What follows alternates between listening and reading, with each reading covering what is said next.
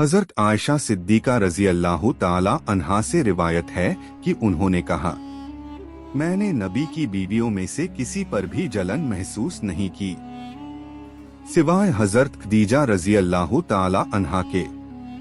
हालांकि मैंने उनका दौर भी नहीं देखा था। हजरत आयशा रजी अल्लाह ताला अन्हा फरमाती हैं, जब भी नबी का जिक्र होता तो आप अक्सर हजरत खदीजा रजी अल्लाह ताला अन्हा की तारीफ करते। एक दिन मैंने गुस्से में कहा, आप बार बार कुरैश की उस लाल गालों वाली बूढ़ी औरत का जिक्र करते हैं जिन्हें गुजरे हुए भी काफी वक्त हो चुका है, और अल्लाह ताला ने आपको उनसे बेहतर औरतें अता की हैं। इस पर रसूलुल्लाह ने फरमाया, अल्लाह ने मुझे उनसे बेहतर कोई और औरत नहीं दी। वह वो शख्सियत थी जिन्होंने उस वक्त मुझ पर ईमान लाया जब लोग मुझे झुठलाते थे। नाजरीन, हुजूर मोहम्मद और बीबी खदीजा रजी अल्लाह ताला अन्हा की बेमिसाल मोहब्बत की कहानी आज हम आपको सुनाने जा रहे हैं। आपसे दरख्वास्त है कि इस कहानी को आखिर तक जरूर सुनें। हजरत खदीजा रजी अल्लाह ताला अन्हा का ताल्लुक बीला कुरैश के एक इज्जतदार और दौलतमंद खानदान से था। आपके वालिद का नाम खालिद था, जो अपने कबीले के आला दर्जे के लोगों में शुमार होते थे। आप अपनी खूबसूरती, नेक सीरत, अक्लमंदी, इज्जत और ईमानदारी की वजह से ताहिरा के लक़ब से मशहूर थीं। पहली शादी अबू हाला से हुई, लेकिन कुछ समय बाद उनका इंतकाल हो गया। फिर दूसरी शादी अतीक बिन आयद से हुई, मगर वो भी अल्लाह के हुक्म से इस दुनिया से रुखसत हो गए। वालिद और शोहर दोनों के इंतकाल के बाद आप बिल्कुल अकेली रह गईं। आपके खानदान का पेशा तिजारत था, इसलिए तमाम जिम्मेदारी आपके कंधों पर आ गई। लेकिन अपनी समझदारी और हिम्मत से आपने कारोबार को संभाल लिया। कुछ भरोसेमंद रिश्तेदारों को मेहनताना देकर कारोबारी काफिले शाम और दूसरे इलाकों में माल लेकर जाते, जिससे कारोबार तेजी से तरक्की करने लगा। आपको एक ऐसे सच्चे और भरोसेमंद शख्स की तलाश थी जो आपके कारोबारी काफिलों की निगरानी करे, ताकि आप इत्मीनान से कारोबार चला सकें। इसी वक्त हुजूर नबी करीम की ईमानदारी और आला अखलाक की चर्चा मक्का मुकर्रमा में आम हो चुकी थी। लोग आपको अस्सादिक और अलमीन कहकर पुकारते थे।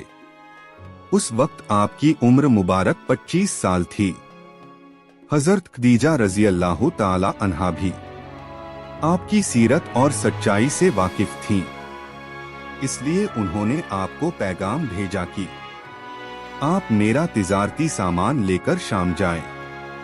मैं अपना गुलाम मैसरा आपके साथ भेजूंगी और मेहनताना दूसरों से दुगुना दूंगी। हुजूर ने ये पेशकश कबूल फरमा ली।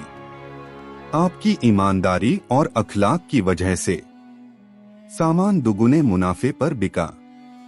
जब काफिला वापस आया तो हजरत खदीजा रजी अल्लाह ताला अन्हा को मैसरा से न सिर्फ मुनाफे की खबर मिली, बल्कि आपके अच्छे अखलाक और अदाओं की भी तारीफ सुनी।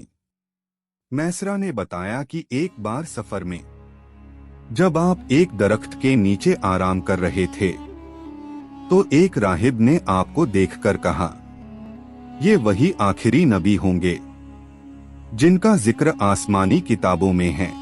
निकाह का पैगाम कबूल होने के बाद हुजूर अपने चाचा हजरत अबू तालिब और दूसरे करीबी रिश्तेदारों के साथ हजरत खदीजा रजी अल्लाह ताला अन्हा के घर तशरीफ ले गए। वहां निकाह की बाकायदा तकरीब हुई। हजरत अबू तालिब ने निकाह का खुतबा पढ़ा और गवाहों की मौजूदगी में निकाह मुकम्मल हुआ। रिवायतों के मुताबिक महर 20 ऊंट या 400 दिरहम तय हुआ, जो उस दौर के हिसाब से एक मुनासिब रकम थी। उस वक्त हजरत खदीजा रजी अल्लाह ताला अन्हा की उम्र 40 साल थी। और हुजूर की उम्र 25 साल थी। हजरत खदीजा रजी अल्लाह ताला अन्हा पहली औरत थी जिनसे नबी ने निकाह किया। जब तक वो जिंदा रही आपने कोई दूसरा निकाह नहीं किया। उन्होंने हर मुश्किल वक्त में रसूलुल्लाह का साथ दिया और आपकी सबसे बड़ी मददगार और गमगुसार साबित हुई। जब नबी की उम्र 40 साल हुई तो आप तन्हाई पसंद करने लगे।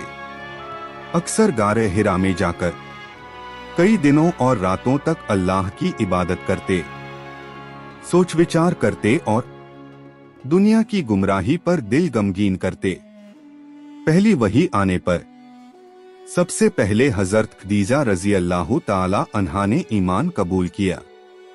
वो इस्लाम लाने वाली सबसे पहली शख्सियत बनी।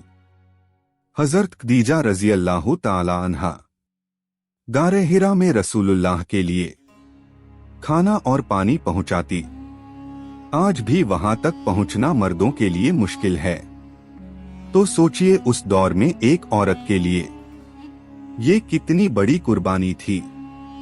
पत्थरों और कांटों भरे रास्तों पर चलकर वो अपने हाथों से बना खाना मिट्टी के बर्तनों में लेकर सिर्फ अल्लाह के हबीब की खिदमत के लिए पहुंचाती। एक दिन जब वो हमेशा की तरह खाना लेकर रवाना हुई तो रास्ते में हजरत जिब्रील अलैहिस्सलाम नाजिल हुए। उन्होंने रसूलुल्लाह से कहा, ए रसूलुल्लाह, ये खदीजा आ रही हैं। इनके हाथ में सालन और कुछ खाने पीने का सामान है। जब ये पहुंचे तो इन्हें अल्लाह ताला का सलाम कहिए और मेरी तरफ से भी सलाम कहिए और इन्हें खुशखबरी दीजिए कि जन्नत में इनके लिए एक महल तैयार किया गया है जो मोती का होगा, जहां न कोई शोर होगा और न थकान। जब हजरत खदीजा रजी अल्लाह ताला अन्हा पहुंची तो नबी ने फरमाया, खदीजा, तुम्हें तुम्हारे रब का सलाम है और जिब्रील भी तुम्हें सलाम कहते हैं। ये सुनकर उनके जिस्म में एक लर्जिश दौड़ गई, आंखों में आंसू आ गए और उन्होंने नरमी से जवाब दिया, अल्लाह ही सलाम है और जिब्रील पर भी सलाम हो। उन्होंने अपनी तमाम दौलत, आराम, मोहब्बत और जज्बात रसूलुल्लाह पर निछावर कर दिए। शिबह भी तालिब की सख्तियों में जब 3 साल तक मुसलमानों का मक्का में बहिष्कार हुआ, वो भूख और तकलीफें बर्दाश्त करती रहीं, मगर साथ कभी न छोड़ा।